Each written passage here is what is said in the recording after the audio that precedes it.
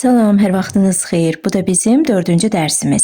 Amma bu dəfə biraz dəyişiklik etmişəm. Belə ki, keçən dərsin ev tapşırıqlarını artıq videonun əvvəlində yox, sonunda göstərəcəm. Yəni, ev tapşırıqlarını yoxlamaq istəyirsinizsə, videonu sona dək izləməyi unutmayın. İndi isə keçək yeni dərsimizə. Bugün biz sizinlə ingilis dilində bu 3 şəxs əvəzliyini öyrənirik. Hansının ki, tərcüməsi Azərbaycan dilində sadəcə o deməkdir. Yəni, Azərbaycan dilində bildiyiniz bu o şəxs əvəzliyi ingilis dilində 3 cür olur. İndi hansısa bir oğlan haqqında danışıb o demək istəsək, onda he deyirik. Hansısa bir qız haqqında danışıb o deyiriksə, onda she. Hansısa bir heyvan və yaxud da hansısa bir əşya haqqında danışırıqsa, onda da it deyirik. It. Yəni, kişi cinsində o demək istəsək, belə yazırıq. Deyəndə isə he deyirik. Qadın cinsində olan o sözünü isə yazanda belə yazırıq. Deyəndə isə she deyirik. Və orta cinsdə olan o sözü isə ingilis dilində həm it yazılır, həm də it deyilir. Yəni, yazılış və deyiliş eynidir. Və bu söz həm də onu ona deməkdir. Yəni, ancaq o demək deyil. İndi gəlin yeni öyrəndiyimiz bu əvəzliklərlə və əvvəl keçdiyimiz feillərlə cümlələr quraq. Amma cümlə qurmadan öncə yadda saxlayırıq ki, cümlənin mübtədası, yəni birinci gələn şəxs əgər she, he, it olsa, onda ondan sonra gələn xəbərin, yəni feilin sonuna biz ya s artırırıq, ya da es. İndi bilirəm, soruşacaqsınız ki, bəs nə vaxt s artırırıq, nə vaxt es? Bunu bilmək üçün də işlədəcəyiniz feilin son hərflərinə baxırsınız. Əgər feilin sonunda s, qoşa s, s-hı, c-hı, t-c-hı, o və x hərfləri görsəz, bilin ki, həmin feilin sonuna siz s yox, es əlavə etməlisiniz. Məsələn, deyək, getmək sözü, yəni go. İndi bu sözün sonuncu hərfinə baxırıq. Görürük ki, o hərfidir və o hərfi də burada qeyd etdiyimiz hərflərin içində var. Deməli, söz o hərfi ilə bitdisə, biz həmin sözə es əlavə edirik. Yəni, o gedir demək istəsək, olur she goes, he goes, it goes. Bax, bu şəkildə. Və sözün sonuna es şəkilçisi əlavə olunanda, bu şəkilçi sözlərdə adətən is kimi tələffüz olunur. Amma bəzi sözlərdə fərqlidir. Bu go sözü də onlara daxildir. Yəni, biz burada go is demədik. Bu sözü tələffüz edəndə goes deyirik. Goes. İndi gəlin başqa bir cümlə quraq. O, Bakıda yaşayır. Onda yazırıq she. She'dən sonra feil gəlməlidir də, yəni yaşamaq sözü. Live. Və qaydamıza görə feilin sonuna s ya da es artırmalıyıq. Çünki şəxsimiz she'dir. Ona görə də live sözünün sonuncu hərfinə baxırıq. Və görürük ki, sonuncu hərf e hərfidir. İndi burada baxırıq ki, bax, bu hərflərin içində e hərfi var ya yox. E hərfi yoxdur, deməli onda s artırırıq.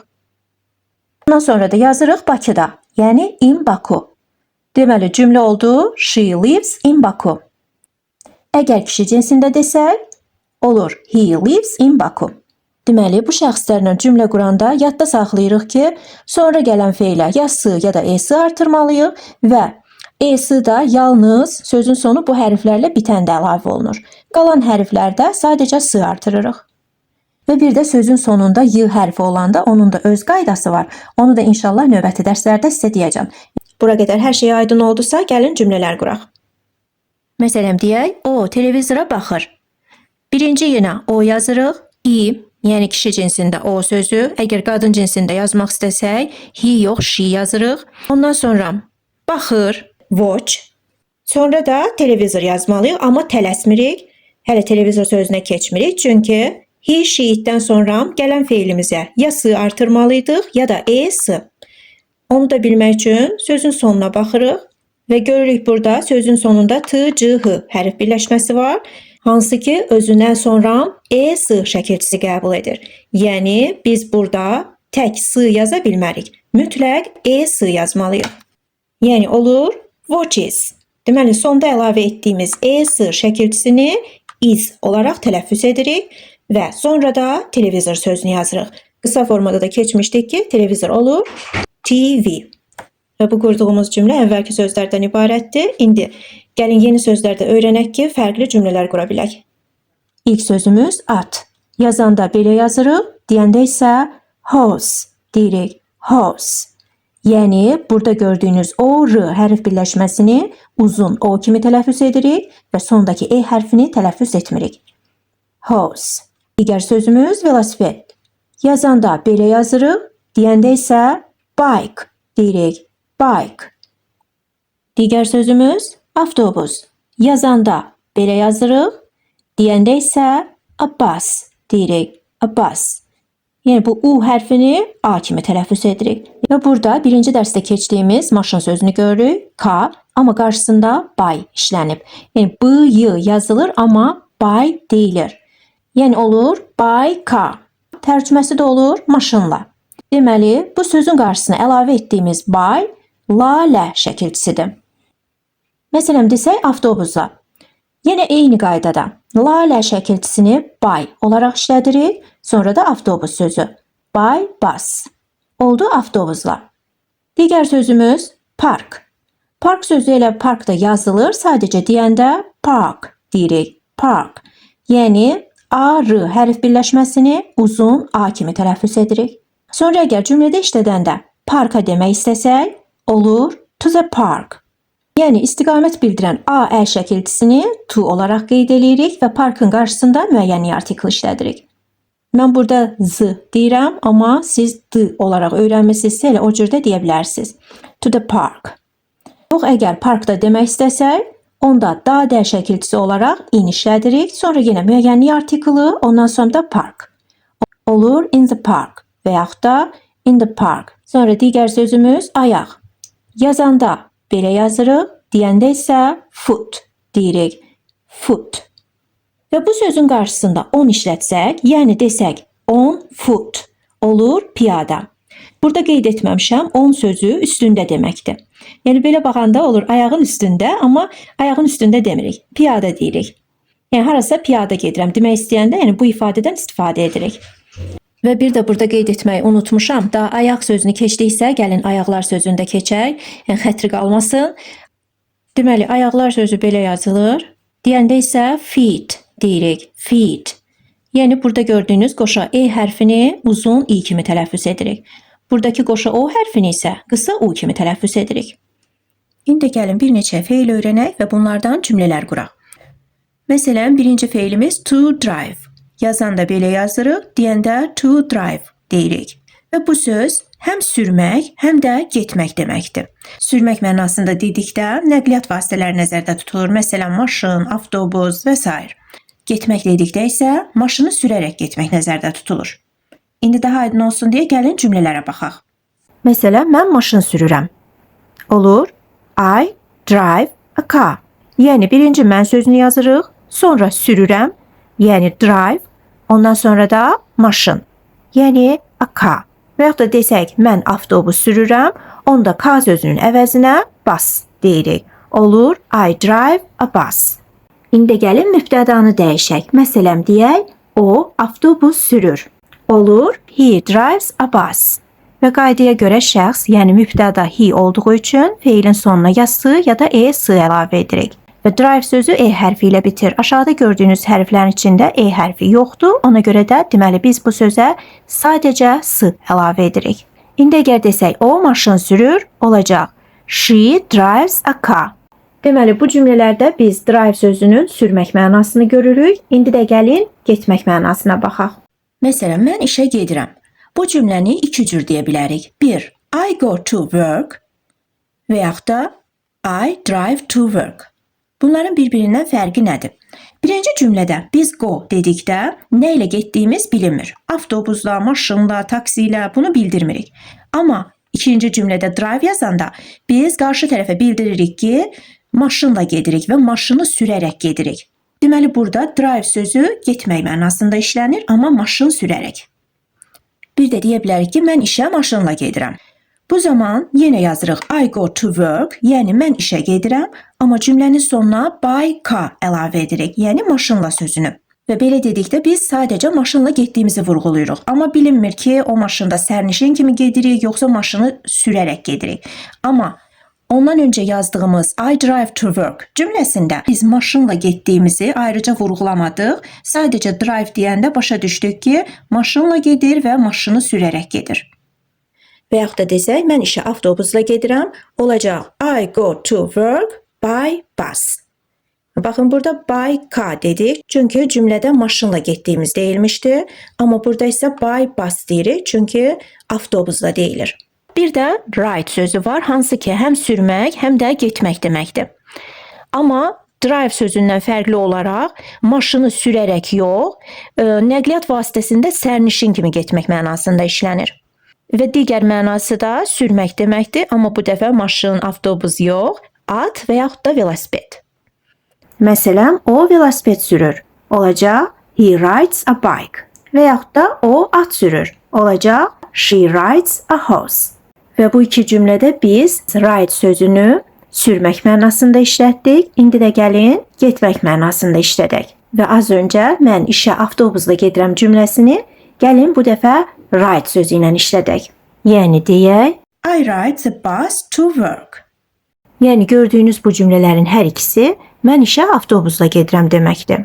Sadəcə fərq ondadır ki, feiliniz go olsa, yəni go desəz, avtobusla getməyinizi cümlənin sonunda by bus sözü ilə bildirirsiniz. Yox, əgər ride sözünü işlətsəz, onda nəqliyyat vasitəsini və bus sözünü dərhal onun yanında işlədirsiniz. Yəni cümlə quruluşunda tək fərq budur. İndi burada bizim bir dənə də feilimiz qaldı. Yazanda belə yazırıq, deyəndə isə walk deyirik, walk. Bu gəzmək deməkdir, həm də piyada getmək. Bəli, yenə də getmək. Yeter artık. Yeter buramıza geldi ya. Nedir bu be? Yəni gördüyünüz bu üç sözün üçü də getmək mənasında işlənir. Sadəcə birincidə drive sözü maşın sürərək getməkdir. Ride sözü nəqliyyat vasitəsində sərnişin kimi getməkdir. Walk isə piyada getməkdir. Yəni mən işə gedirəm cümləsini biz bir də I walk to work yaza bilərik. Şeytan diyor ki ağzını, burnunu şöyle dağıt, şöyle sek bir şey bul, bunun kafasının ortasından pırım diye geçip pırım diye dağılsın kafası. Öyle sinir oluyorum. Bundan da fərqi bir-birindən nə oldu? Birinci cümlədə sadəcə işə getdiyinizi dediniz. İkinci cümlədə maşın sürərək getdiyinizi bildirdiniz. Üçüncü cümlədə isə piyada getdiyinizi bildirdiniz. Əslində bu cümləni belə də tərcümə edə bilərik. Mən işə piyada gedirəm. Yəni burada sadəcə gedirəm demədik, piyada gedirəm dedik. Çünki walk sözü gəzmək deməkdir. Yəni başa düşürük ki, gəzərək gediriksə bu piyada getməkdir. Və bir də yadınıza gəlirsə piyada sözünü on foot olaraq da keçdik. Yəni piyada demək istəsəz 10 foot da deyə bilərik. Amma 10 foot demək istədikdə artıq walk yox, go işlədirik. Yəni olur I go to work on foot. İndi sizlərə daha aydın olsun deyə gəlin bu cümləni birlikdə tərcümə edək. Bildiyiniz kimi birinci o sözünü yazırıq. She ya da he. Yəni bu sizin öz istəyinizdən asılıdır. Qadın cinsində yazmaq istəyirsinizsə she, kişi cinsində yazmaq istəsəz he. Ondan sonra gedir. Go yazırsınız. Amma digər sözə keçmədən qaydamızı yadımıza salırıq. Demişdik ki, şəxsimiz she olsa, biz burada feilə ya s ya da e-s artırmalıyıq. O sözünün də son hərfi o hərfidir. Ona görə deməli e-s artırırıq. Ondan sonra qalır məktəbə və piyada. Piyada sözü 10 foot idi və cümlənin sonunda işlənirdi. Deməli, məktəbə sözü yazılacaq. To school, ondan sonra da piyada sözü. Yəni 10 foot. Amma istəsəydik, she-dən sonra gedir yox, piyada gedir sözünü yaza bilərdik. Yəni walk. Və burada yenə də şəxsimiz she olduğu üçün feilə ya s ya da e-s artırmalıyıq. Baxırıq, sözün sonu k hərfidir. Yəni k hərfi olanda e-s artırmırdıq. Sadəcə s artırırdıq. Və piyada gedir, walk yazdıqsa, deməli nə qaldı? Ancaq məktəbə sözü. Məktəbədə olur. To school.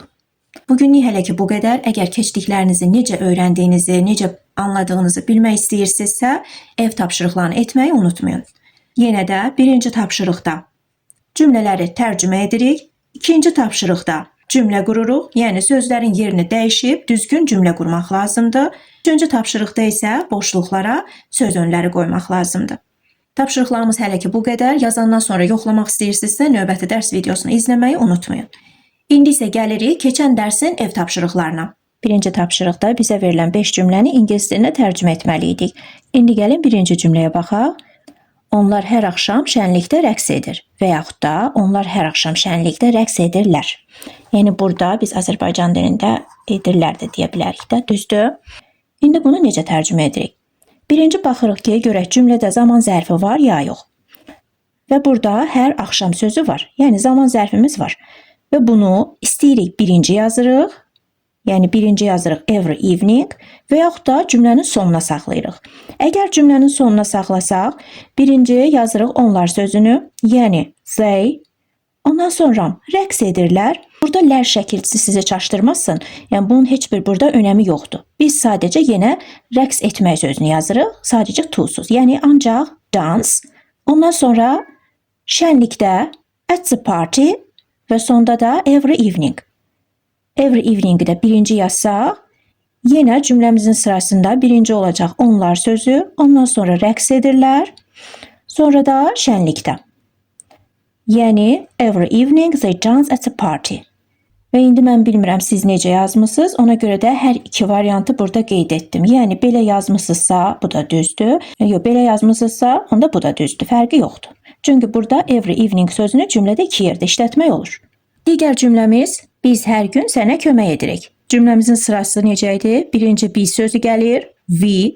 Ondan sonra kömək edirik, yəni kömək etmək sözü, to help. Amma to'sunu atıb sadəcə help yazırıq. We help, sənə, you, hər gün, every day. Və yaxud da every day we help you. Mən hər səhər ev tapşırığı edirəm. Birinci yazırıq mən, yəni I, sonra edirəm, do, ev tapşırığı, homework, hər səhər, every morning. Və yaxud da every morning sözünü keçirdirik cümlənin əvvəlinə. Yəni, every morning I do homework.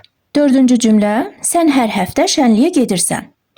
Olur, sən gedirsən, you go. Şənliyə, to the party, hər həftə, every evening. Və yaxud da every evening-i birinci deyirik.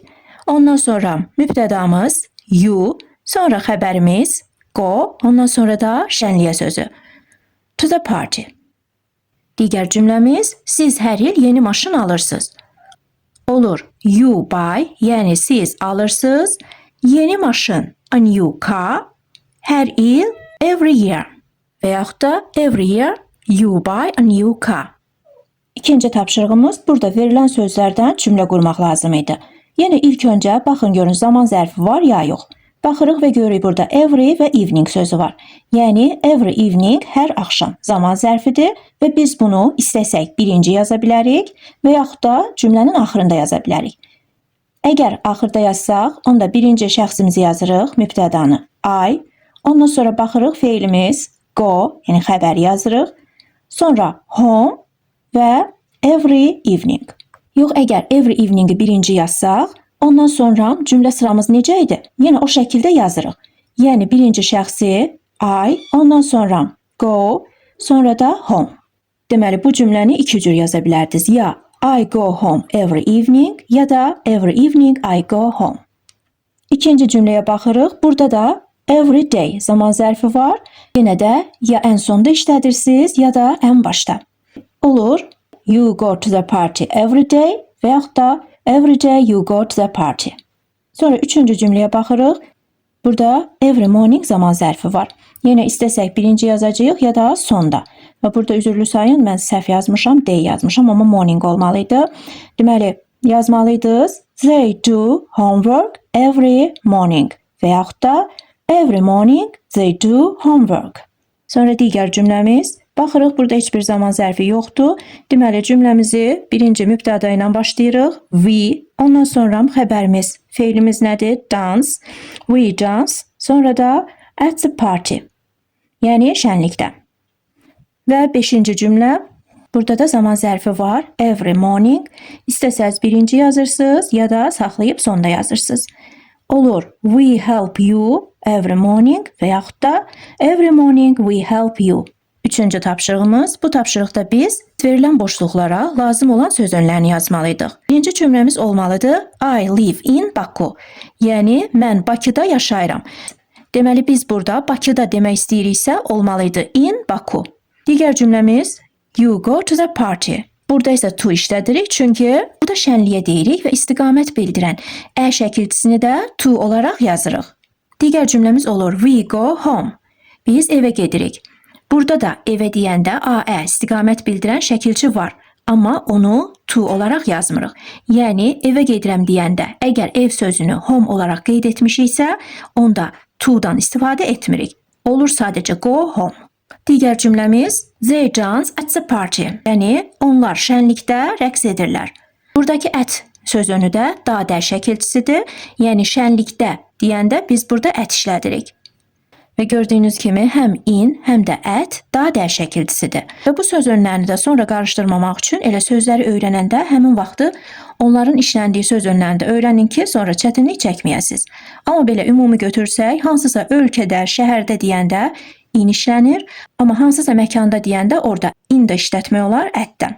Yəni də deyirəm, qarışdırmamaq üçün sözü öyrənəndə işləndiyi söz önünü də mütləq öyrənin. Və sonuncu cümləmiz I go to work. Burada mən işə gedirəm deyir, yenə də Aə istiqamət bildirən şəkilçi var və ona görə də olur to.